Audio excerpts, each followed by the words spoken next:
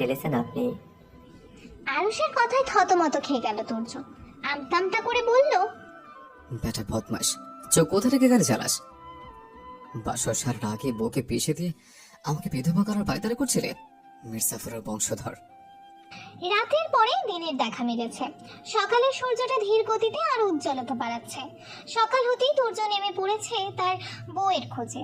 কাল এখানে আসতে আসতে বিকাল গড়িয়েছিল, তারপর আবার হোটেল ঠিক করে হোটেলে উঠেছে, তাই আর গতকাল খোঁজাখুঁজির সুযোগ পায়নি।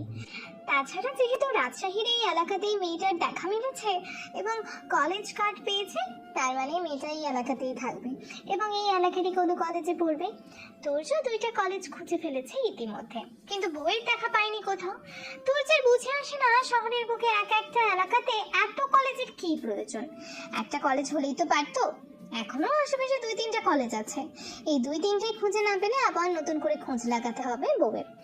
ছেলেটার ভাবনার মধ্যেই তারা এসে থামলো একটা মহিলা কলেজের সম্মুখে।